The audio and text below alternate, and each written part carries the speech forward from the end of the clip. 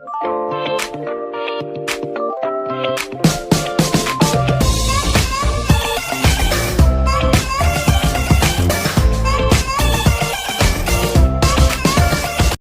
and welcome to another episode of xdrive.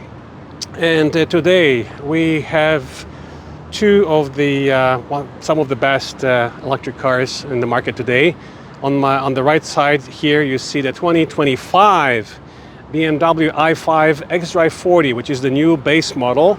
You also have the M60 above it with over 600 horses. This one here is down to just under 400 horsepower, same battery, 84 kilowatt hours, and it is priced from $83,000. As equipped here, it's about $97,000. So it's a perfect chance to compare it with similarly priced Tesla Model S. This is the dual motor long range version. This is non-pled, which is also priced under $100,000. Of course, it has a 3.5-second acceleration, which would be pretty much equivalent to the M60 version of this i5, which is much more expensive. So we're comparing these two because they are similarly priced. As you can see, Tesla, of course, is a hatchback, where this is the i5 is actually a sedan. In Europe, you also have choice of a wagon touring version, which unfortunately is not coming here. The only touring wagon version that you can get in a 5 Series is the M5, and hopefully we'll get to drive that one because it is a plug-in hybrid. Okay, so let's compare the interior space in both cars. We'll start with the BMW on my right. Let's do a quick walk around. I'll try and position my seat, and I always have to mention with these videos that I'm 190 centimeters tall, 6 feet 3, and this is the interior space. I should turn on the car if I can because the doors are open. I'm not sure if it's going to work because this has a comfort access, which means that the seats will adjust their position to when you turn the car on. So this is a comfortable position for me right now. See, the wheel is already going up, but the seat thankfully is not moving. Hopefully it'll stay in its position. Here's the beautiful interior of the i5. Here is the glass sunroof. We can actually open it to make it similar to the Tesla. The big advantage over Tesla is that this sunroof has a cover on it, a sunshade, which Tesla doesn't have. Beautiful LEDs all around. Large screen here, not as big as Tesla. You have the wireless charger here, 2 cup holders, a lot of storage here underneath, and then we'll go over the options. We posted a video of the M60 version of the i5, so we won't be going into too much detail. We just want to compare the interior space with the Model S. Okay, so let's do the back seat. So this model here is basically you have the rear space here, as you can see, and we have the leg space, the leg room space. For my feet it's okay, for my legs it's just okay. So we'll see how it should be very similar to the Model S from what I remember, but we'll jump in to have a look. Here's the beautiful fixed glass sunroof, but it does include a sunshade, which Tesla doesn't have. The vents for the back are only in the middle. There are no vents on the B pillar like the 7 Series has. So here we go. Let's show you the trunk space now in both cars. Okay, so here's the trunk. So this is just a regular trunk because it's a sedan. There's, just like in Tesla, there is storage under the floor, enough for charging cables and a couple of small bags. And here is the 40-20-40 split back seats. So the trunk, compared to Tesla's, it appears to be slightly smaller. Here is the Tesla trunk. It's a 40-60 split. There we go. Sorry about the sun in the... and here is the compartment, Tesla's compartment under the floor. It appears to be slightly bigger than BMW's as well. Remember that this platform is a universal platform, so it includes gas cars, plug-in hybrids, as well as fully electric. Now, the plug-in hybrid 5 Series has not arrived in Canada yet, but perhaps it will. Let's hope so, except for the M5 Touring, which is confirmed. It's actually sitting in the showroom. We posted some pictures of the M5 Touring. Hopefully we'll get to drive it soon. So let me jump in the front seat of the Tesla to make sure that this, I believe it's adjusted to my comfort zone. So here's the Tesla interior. Everybody's quite familiar with it. This wheel here is, so I'm trying to adjust the position to position similar to the i5 just now. I still can't figure out, you know, the gear shifting. What I don't like at all in Tesla is shifting on the screen, no wiper stock, no turn signal stock. So it's all done here. It confuses the heck out of me. So definitely that would not be my main preference. You have the 2 wireless chargers versus 1 on the BMW. Lots of storage here and lots of storage here as well. So it's a comparable storage to the BMW. And of course you have the fixed glass roof with no cover, but it is actually larger. So let me jump in the back seat, and this is the regular wheel, which we like. We don't like that short wheel or a square wheel offered on some other Teslas. So let's jump in the back seat to compare the back seat space. Sorry. Okay, here we go. So thank you to Tesla Shareway for letting us drive this car. There we go. So the space is definitely tighter, not as comfortable as the 5 Series. So my legs, no space for my feet under the seat, and I'm touching the seat in front of me. So definitely the i5 wins on the second row space. What the Tesla has that the i5 doesn't have is this passenger screen where you can watch videos, etc., etc. So this can be had on the i5. It can be attached to the back of the seats, but it's an optional equipment, and Tesla comes standard with it. So again, this Tesla is priced from $99. Of course, if you want FSD, it's going to cost you extra. Similarly to this BMW, which is priced from $83, but as is with the advanced driver assistance systems. So auto steer with hands-free, plus a premium package, it comes up to about $97,000 as presented. So it's got about 15,000 worth of options. So here we go. That's the interior of a Tesla. We previously compared it with Mercedes EQE, which is another competitor in this class, which is also priced from about 85,000. But for that, you get even less horsepower than BMW. So BMW offers 394, almost 400 horsepower. Tesla, of course, has way more than that. And the Mercedes EQE 350 has only 288 horsepower in the 4matic all-wheel drive version. Okay, so that's about it for the interior comparison and the trunk space. And we won't be test driving the Tesla because we test drove it before. You can refer to our EQE versus Model S video for our impressions of the Tesla Model S. So let's just jump into the BMW i5 to give you our impressions of the i5 and results of our statistics for hypermiling and highway driving. Okay, so here we are inside the Tesla Model S. And as we mentioned before, what we're not crazy about, one of the reasons we didn't choose a Tesla Model S over the other cars is because of this silly switching of the gears. And the turn signal stock here, which is I can't see it. You have to get used to it. It's not intuitive. Same with the gear switch here on the screen. So this is now in drive. Press to drive. There you go. Press to drive. Tap to park. There you go. So now it's in park. Press and hold the brake, and that's it. It's ready to drive. But so you swipe it up to drive and then back, reverse, and that is just very non-intuitive, and it'll take lots of getting used to. We're kind of a more traditional people, so we definitely prefer the regular wiper stock, turn signal stock, and the gear shifter. Where the Tesla wins is of course on the performance. So here we go. So the other thing that we noticed, and let's go and return the car now. Thank you, Tesla Shareway, again for lending us the car for a few minutes to run this comparison. Is the creaks in the chassis. As you're driving, basically lots of creaks. So it's just the quality and solidity of the car is just not the same. as the BMW i5. And the the complicated controls. So there you go. Now I have to press this. When I have to look to see which button to press to turn on the signal. And when you're turning the wheel, it's very non-intuitive, and you have to. It's just cumbersome.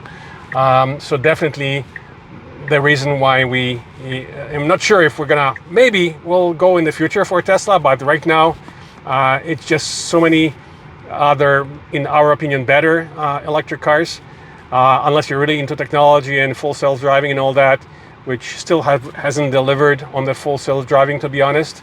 So it's only a limited version, beta version, forever.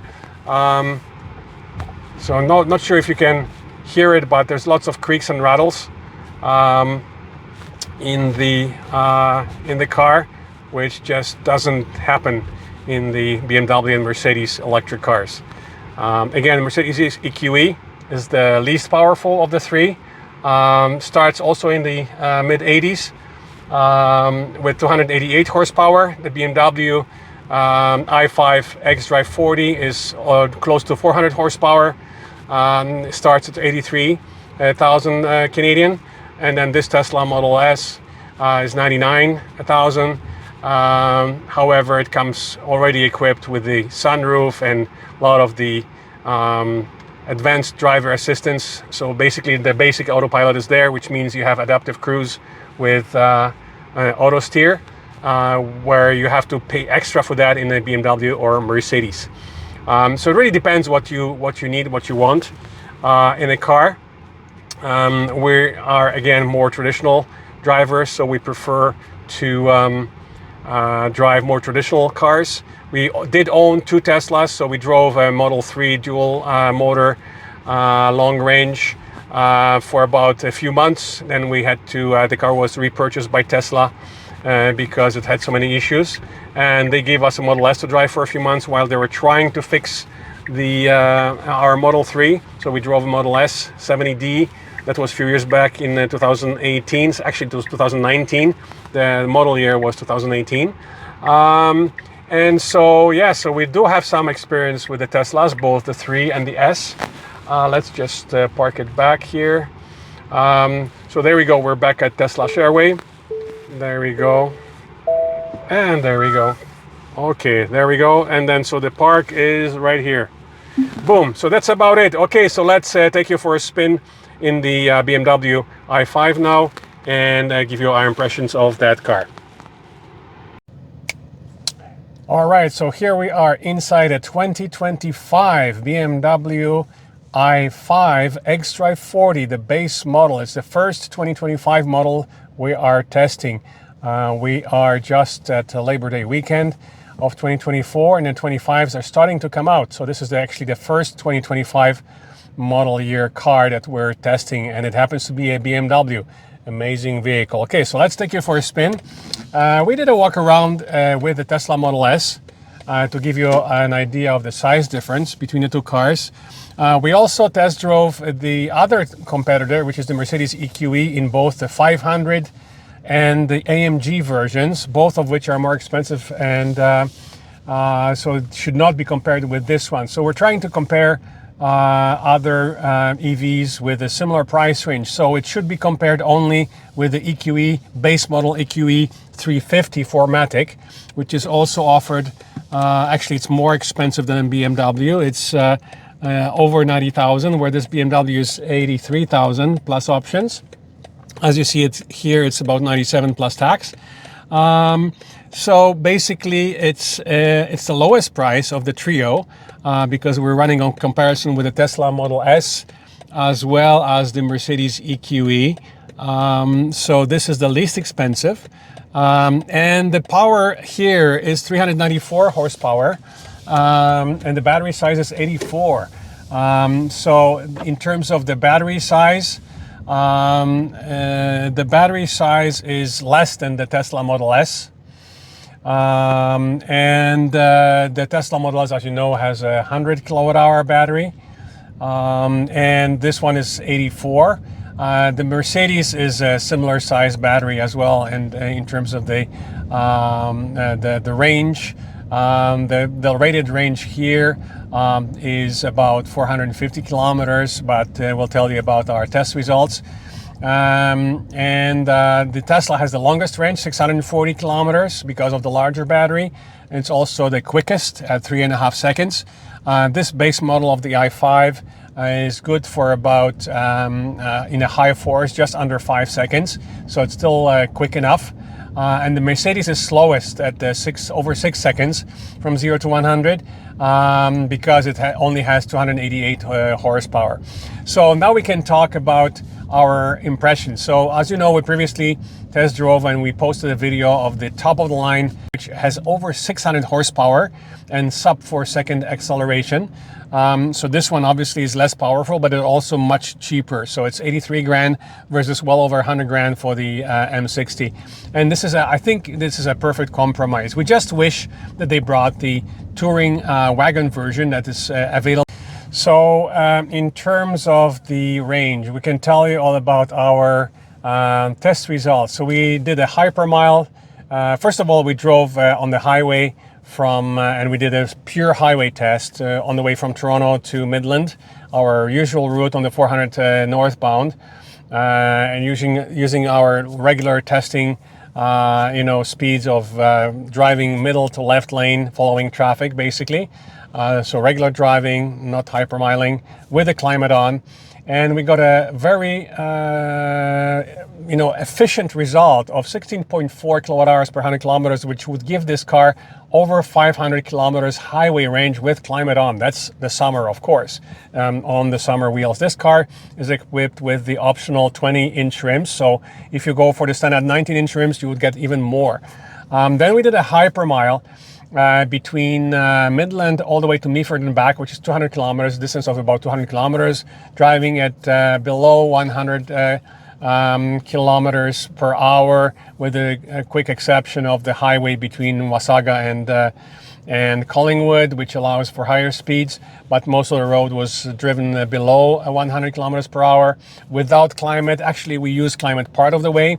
The lowest result we got, it was about 14.6, which would give this car close to 600 kilometers range, but that's hypermiling on the side roads. So it's a very good result. And then again today, the final test was a mix of highway and side roads. Our typical mix between our lake house in near Midland and Toronto is about 2/3 highway, 1/3 side roads and streets of Toronto.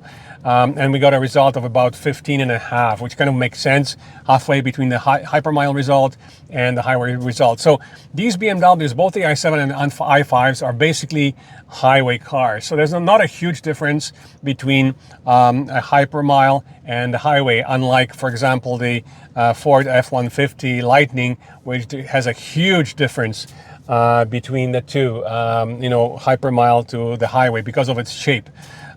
This car, you can easily run it on the highway and it'll still be very efficient. And this is where this car wins over the M60 version. Of course, the range is not as good as a Tesla's, and it's very similar range to the Mercedes EQE. Now, keep in mind that we only drove the upper versions, the 500, which is similar in power to this car. And we drove the AMG. So the range would be kind of similar with the Mercedes, but Mercedes is even more expensive. So basically, we didn't have a chance yet to drive the base EQE sedan, which is the 350 with its 288 horsepower. But we can just imagine on paper, it's a slower car with about 6 seconds acceleration versus just under 5 for this one. And of course, Tesla Model S is the quickest at 3.5 seconds. So we encourage you to compare all these three cars before you decide. This is the newest baby on the block. It just arrived. That's why it's a 2025 model. The i5 M60 arrived as a 24 model. but that's priced well over 100. Same with the other versions of the Mercedes EQE. The base version is already over 90, and then the 500 and the AMG are also well over 100,000 Canadian dollars. So these three cars are best compared in such a manner. You could argue that there's some other competitors, but these are the two closest competitors in price, specs, and otherwise. Definitely we should, try and put it in the sport mode for you, so you can listen to the sounds of Hans Zimmer and let you listen to the acceleration. So let's put it in sport mode. You do it. You can look at our video of the i560M for the full review of the the screens, the functions, etc. Here's my modes, and let's put it in sport mode just before we finish this video. And the car hugs you. The lateral support squeezes you when you're in sport mode. The ambience changes into the M colors, the red in the middle and the blue on the side, and that's how you know that you're in a sport mode. And it's gonna be hard to demonstrate the acceleration and the sounds because it's a traffic. It's a Saturday on a long weekend, and there is a cabbie in front of us. So let's try and accelerate. And you heard the amazing Hans Zimmer sounds for a quick acceleration on the streets of Toronto. So I think we're gonna end it right here. Now we can just mention the options. So 83, and then this car has about $15,000 worth of options, such as the advanced driver assistance systems, which gives you the adaptive cruise with auto steer and hands-free. This particular car had a camera issue. I think the monitors that monitor the driver's attention are malfunctioning, so we couldn't turn on the hands-free on the highway. But when you purchase the ADA package, you get the hands-free Assist Plus hands-free system, which works wonderfully well on the BMW. Then the premium package, which is another $5,000. It's about $6,000 actually. Gives you the wonderful fixed glass sunroof with the blind that closes, so it can actually close it for you. There you go. And that's one big advantage over Tesla, as we mentioned. All in all, this car is probably our favorite of the three. We told you the reasons why we're not crazy about the Tesla Model S, and the Mercedes is simply slower for the same price. You would have to pay much more money to have the same performance in a Mercedes EQE sedan.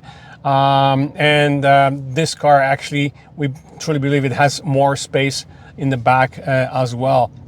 So it's a perfect compromise between the other two cars. We're of course slightly biased because we've had many BMWs in the last 30 some years.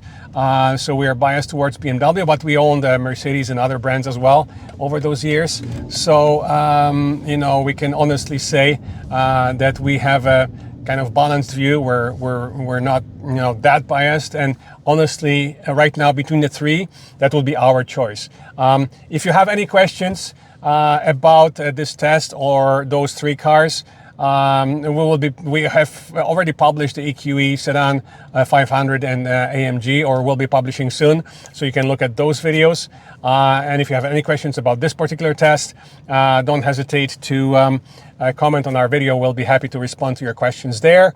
And as usual, do not forget to press the subscribe button on our channel to be informed when the next review will be published. We have lots more reviews of fully electric and plug-in hybrid cars coming to our channel very soon.